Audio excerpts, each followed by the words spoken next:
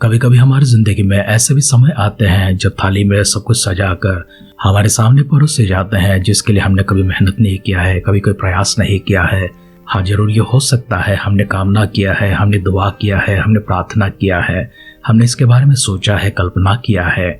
ऐसे समय में स्वर्गलोक से उस परमेश्वर के यहाँ से हमारे ऊपर उपकार के रूप में, अनुग्रह के रूप में एक मौका एक थाली में परोसा हुआ हमारे सामने आहार की तरह पूरी तरह सजाकर पूरी स्वादिष्ट भोजन हमारी पौष्टिकता के लिए, हमारे जीवन के लिए हमारे सामने रखे जाते हैं।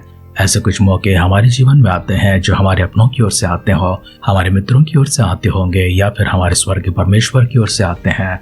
जहाँ कैसे भी क्यों ना आए, उसका पूर्ण लाभ हमें उठाना है, उसके लिए प्रयास करना है, उसके लिए मेहनत करना है। जो तरक्की हमारे सामने है, जो वृद्धि हमारे सामने है, जो बरकतें हमारे सामने है, बिना प्रयास किए जो कुछ भी हमारे हाथ में हमारे सामने आ चुके हैं, उन सारी चीज़ों को हमें संभालना है, उनकी वृद्धि करना है, उन्हें और आगे बढ़ाना है, उनसे तरक्की प्राप्त करना है और दूसरों के लिए तरक्की को लेकर आना है। अगर हम ऐसा ना कर पाते हैं तो शायद ही हमारे पास दोबारा ऐसे कोई मौके आते होंगे। कभी हो सकता है एक और बार हमारे ऊपर अनुग्रह को दिखाते हुए एक और बार आ जाए, परंतु अगर उसको दुरुपयोग किया जाता है शायद वो हमारे पास कभी और ऐसे वापस लौट कर आए। हमारे अध्ययन राजों की ग्रंथ में चल रही है, जहाँ पर हम इसी प्रकार से यरोबाम नामक एक व्यक्ति को देखते हैं जो सुलेमान के पास एक कर्मचारी था। सुलेमान ने जब उसको देखा कि वो परिश्रमी व्यक्ति है, वो प्रयास करता है, मेहनत करता है, तब उसने यूसुफ के घराने के ऊपर अर्थात यूसुफ के सारे कुल के ऊपर उनसे कठिन काम करवाने के लिए अधिकारी ठहरा दिया है। उसके बाद परमेश्वर की अनुग्रह उसके ऊपर इस प्रकार से उतर आती है। सुलेमान की मृत्यु के बाद परमेश्वर ने उससे कहा कि इस्राएल 2 टुकड़े में हो जाएगा, 10 गोत्रों के ऊपर यरोबाम राज किया करेगा। यरोबाम को परमेश्वर ने अनुग्रह दिया है, आशीष दिया है, लेकिन यरोबाम इसे निभा नहीं पाता है। कारण क्या है, उसको हम ध्यान करने से पहले, हमारे अध्ययन में हम आगे बढ़ने से पहले आइए हमसे फिर से एक बार परमेश्वर के हाथों में अपने आप को समर्पण करेंगे, मिलकर एक छोटी सी प्रार्थना करेंगे ताकि परमेश्वर हम पर ऐसे अनुग्रह को दिखाए, हमारे जीवन में भी कभी हमारे सामने सजा कर रखे हुए थालियों को हमारे सामने परोसा करे। परमेश्वर की कृपा दृष्टि हम पर होते हुए, यरोबाम की तरह कोई गलती ना करते हुए, पवित्र आत्मा का विशेष ज्ञान और अभिषेक में हम सबको चलाने के लिए आइए अपने आप को दीन और नम्र करते हैं, सिरों को झुकाएंगे, आंखों को बंद करेंगे, छोटी सी प्रार्थना करेंगे। सर्वशक्तिमान पिता परमेश्वर, आभार मन के साथ में हम फिर से एक बार आपके दिव्य सानिध्य में आते हैं। हम सबों के ऊपर अपने के उपकारों के लिए आपको धन्यवाद करते हैं, आपके अनगिनत आशीर्वादों के लिए धन्यवाद करते हैं, आपके अपार और असीम प्रेम के लिए आपको शुक्र अदा करते हैं। हम पर परमेश्वर ऐसी कृपा आपने दिखाई है कि आज हम आशीषमानों की संख्या में है, भाग्यवानों की गिनती में है। पिता परमेश्वर सारी भलाई को फिर से एक बार स्मरण करते हैं, आपके नाम की दुहाई देते हैं, आपकी महिमा करते हैं, आराधना करते हैं, आपकी वंदना करते हैं। कृतज्ञ होकर आभार मन के साथ में अपने आप को दीन और नम्र करते हुए एक होगा परमेश्वर, जिस प्रकार की आशीर्वाद आपने हम पर उंडेली है, उसी प्रकार के आशीर्वाद हमारे सारे प्रियजनों के ऊपर, आपके भक्तगणों के ऊपर उंडेलने के लिए दुआ करते हैं। जितने भी परमेश्वर ने वचनों को सुन रहे हैं प्रभु जी, उनके ऊपर आपकी कृपा दृष्टि उतर आए, आपकी आशीष महाप्रभु जी उनके ऊपर उतर आए और परमेश्वर स्वर्ग की ढेरों बरकतों से वितरित करने के लिए दुआ करते हैं। पिता, आपने हमारी सारी प्रार्थनाओं को सुना है, सभी को आज़ादी दिया है, स्वतंत्र किया है, सारे बंधनों को तोड़ दिया है, हर प्रकार की कमी घटी को दूर किया है, बीमारों को चंगा किया है, रोगों को चंगा किया है, छुटकारा दिया है, सारे बंधनों को तोड़कर परमेश्वर स्वतंत्र के इसके लिए आपको धन्यवाद करते हैं। आगे के समय वचनों के माध्यम से परमेश्वर पवित्र आत्मा का अगुवाई में चलाते हुए हमसे बातें करने के लिए आपसे नम्र प्रार्थना करते हैं। दुआओं को सुनकर दिया उत्तर के लिए धन्यवाद करते हुए हमारे उद्धारकर्ता हमारे प्रभु यीशु मसीह के नाम से इस छोटी सी प्रार्थना को मांगते हैं, सुन और कबूल कर पिता। आमेन, आमेन, आमेन। आध्यात्मिक जीवन की दैनिक खुराक सुन रहे हमारे सारे प्रिय श्रोताओं को, परमेश्वर के प्रिय भक्तगणों को प्रभु यीशु मसीह के नाम में प्यार भरा जय मसीह की सुप्रभातम और शुभोदय कहते हुए हम सबका मनपसंद ध्यान केंद्र आध्यात्मिक जीवन की दैनिक खुराक में और इस नए दिन में आप सबका स्वागत करते हैं। हमारे ध्यान राजों का पहला ग्रंथ 13वें अध्याय में चल रही है। आइए उसका पहला वचन से पढ़ते हुए हमारे ध्यान को आगे बढ़ाएंगे। तब यहोवा से वचन पाकर परमेश्वर का एक जन यहूदा से बेतेल को आया और यरोबाम धूप जलाने के लिए वेदी के पास खड़ा था। उस जन ने यहोवा से वचन पाकर वेदी के विरुद्ध इस प्रकार पुकारा कि वेदी, हे वेदी, यहोवा यूं कहता है कि सुन, दाऊद के कुल में योशिया नामक एक लड़का उत्पन्न होगा। वह ऊंचे स्थानों के याजकों को जो तुझ पर धूप जलाते हैं तुझ पर बलि कर देगा और तुझ पर मनुष्यों की हड्डियां जलाई जाएंगी। और उसने उसी दिन यह कहकर उस बात का एक चिन्ह भी दिखाया कि वह वचन जो यहोवा ने कहा है, इसका चिन्ह यह है कि यह वेदी फट जाएगी और इस पर की राख गिर जाएगी।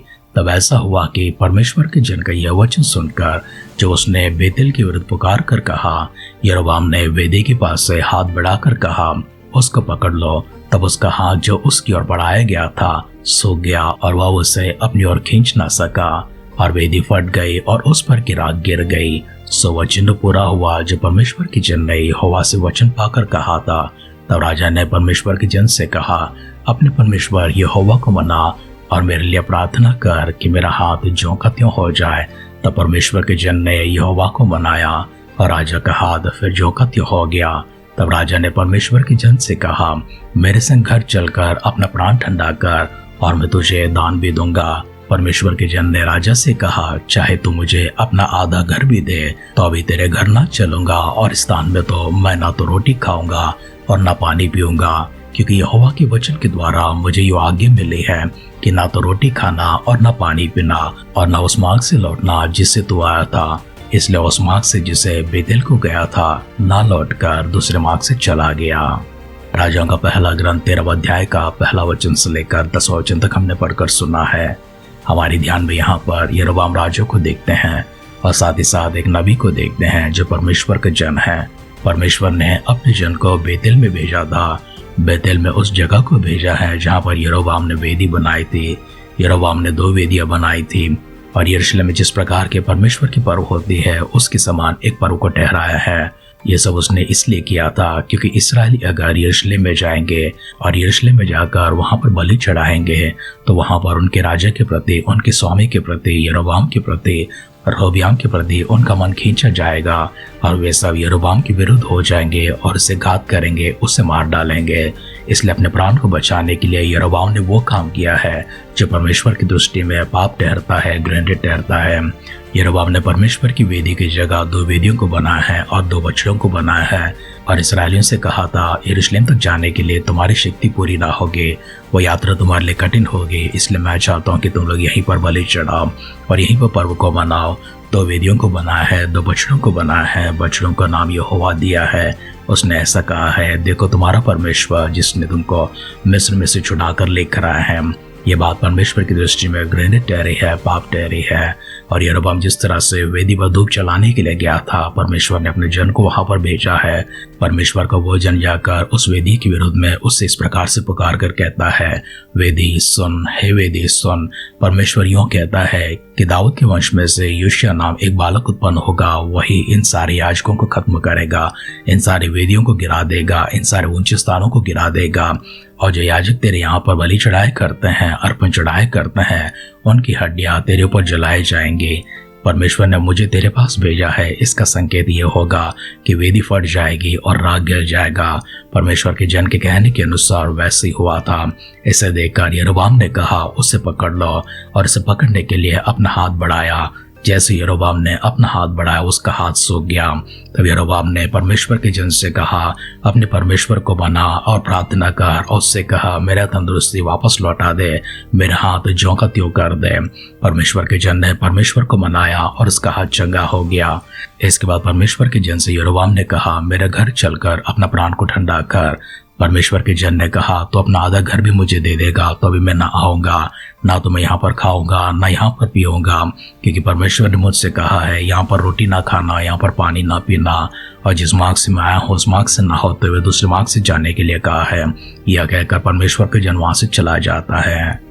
परमेश्वर यरोबाम को मौका दिया था, परंतु यरोबाम डर के मारे परमेश्वर के विरुद्ध में काम करता है, परमेश्वर के विरुद्ध घोर अपराध करता है, पाप करता है। वचन सुन रहे बड़े जन्म, कोई ऐसा काम न करना जो परमेश्वर की दृष्टि में घृणित ठहरे, कोई ऐसा काम न करना जो परमेश्वर की दृष्टि में पाप ठहरे, कोई ऐसा काम न करना जिससे हमारी जिंदगी पूरी तरह से बर्बाद हो जाए, तबाह हो जाए। आइए प्रार्थना करेंगे। सर्वशक्तिमान पिता परमेश्वर, धन्यवाद करते हैं, स्तुति करते हैं, प्रशंसा गौरव आदर सम्मान के साथ में इन वचनों के लिए फिर से एक बार आभार प्रकट करते हैं। वचनों के आधार पर परमेश्वर हमारे जीवन हो सके, हर प्रकार की बुराई से, पाप से, दुष्टता से जो आपकी दृष्टि में परमेश्वर घृणित है, उनसे हम दूर हो सके। ऐसा चलने के लिए पवित्र आत्मा का अगुवाई हमारे ऊपर रखिए।